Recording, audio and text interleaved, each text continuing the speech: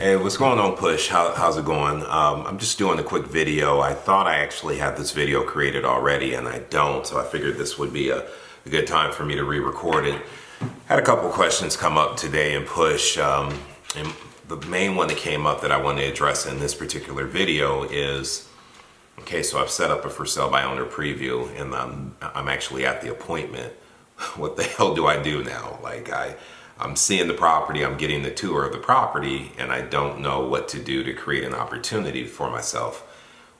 When I tell you I understand that question, I really do. And I can tell you, I remember early on, I would do all this work and I would go and set the for sale by owner preview. I get there and I didn't take control. I let the seller take control. So they would take me around the house. Here's the kitchen, here's the bathroom. And I'm like, okay.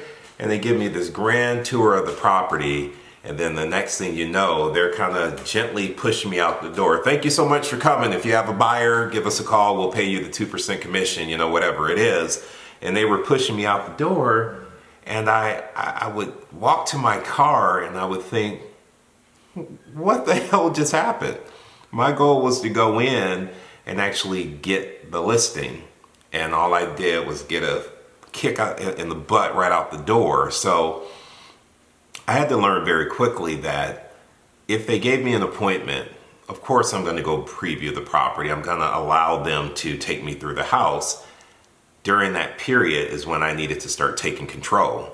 And so what I did, especially if I wasn't able to get through my script and go through the entire script, as we're going around the house, I have my script with me on the notepad, and I'm just asking the questions that are in the script. Okay, John, so when you sell this house, where are you moving to? Why is that important? What's that going to do for you? How do you feel about, actually accomplishing that goal? How soon do you have to be there? All the questions that are in the script, I'm going through that so I can get the information I need to close and create an opportunity. And so throughout the tour, as agents, if we go walk a property, we can do it in 5 minutes. If you let the seller actually do it, it can take 15 minutes to an hour, depending on how big the house is. So you really have a chance to really get into some solid conversation with them about what their goals are. So I would do that.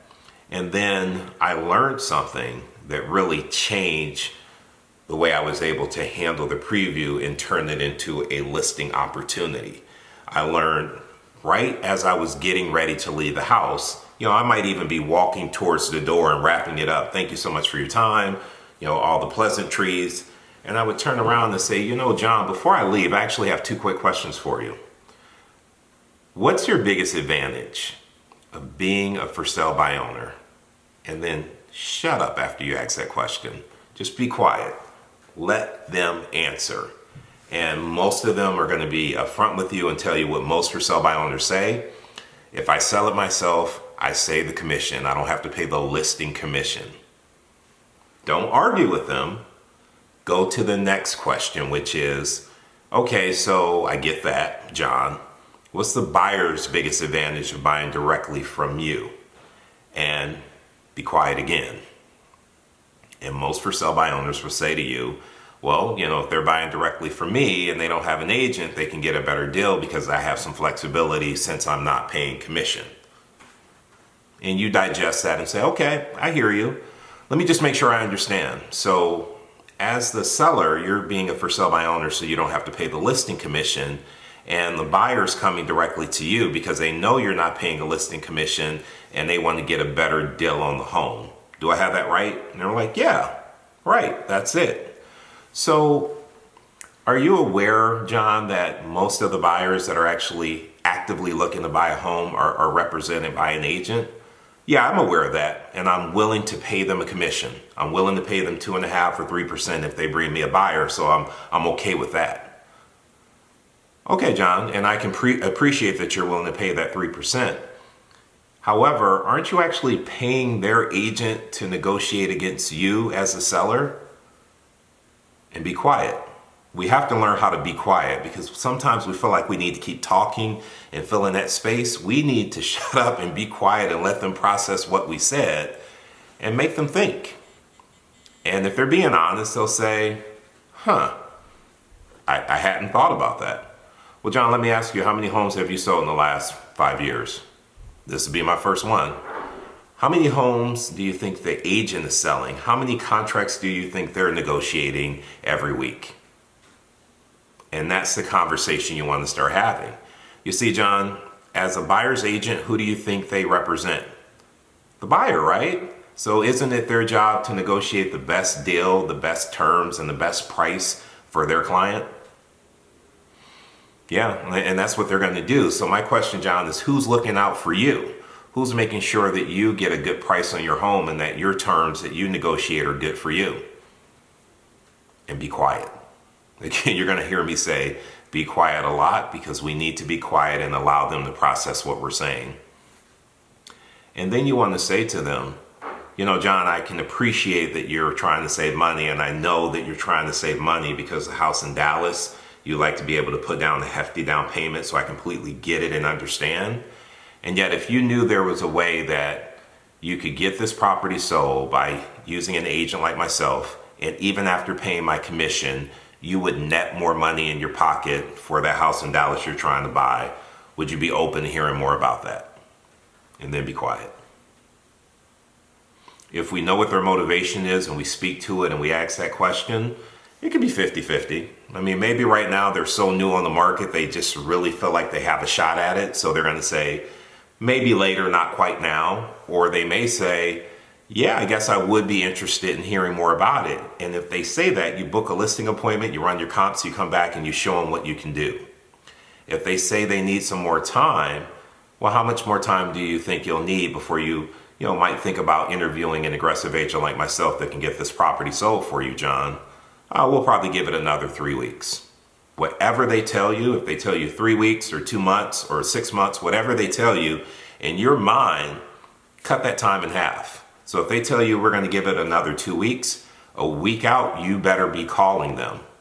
And so what you also have to keep in mind is that their job is not to reach out to us and say, I'm ready, give me a call. It's our job to follow up. So what I would suggest you do is, if they tell you 2 weeks out, you know that week time frame that you need to call back, put that in your calendar.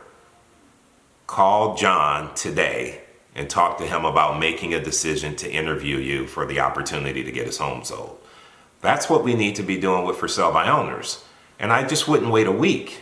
I would call that following Monday and say, how was your open house? Do you have any offers on the property? How are things going? You know, I know you told me to call you in 2 weeks. However, would you consider meeting with me now to at least have a conversation on what I do differently? I'm not saying you're obligated to list with me, but wouldn't it be great if you knew what I did, so that if you get to a point that you need an agent, we've already met, we've already had that discussion, and then book the appointment and go out there.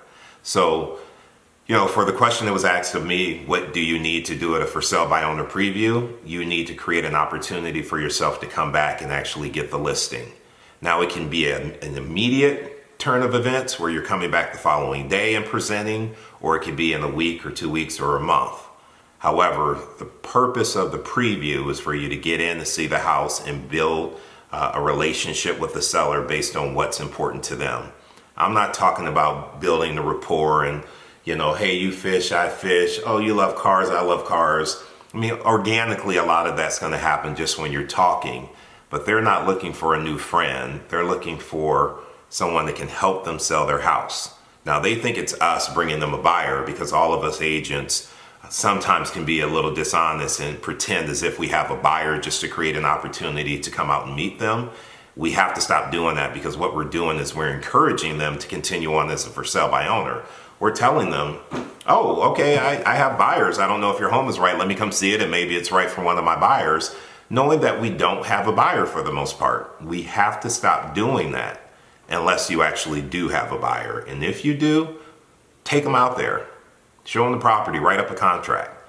But make sure before you take your buyers out there, the seller signs a buyer, not the buyer rep agreement, the showing authorization form saying that if your buyer buys their property, they're going to go ahead and pay you a commission. Hopefully that makes sense to you. Lastly, I just have to say this again. We can leave messages for these for sale by owners. We can text them. We can send emails. We can send postcards. We can send letters. We can do all this stuff to follow up. It is not their job to call us. It's our job to call them. So we have to continue to follow up. It's a numbers game.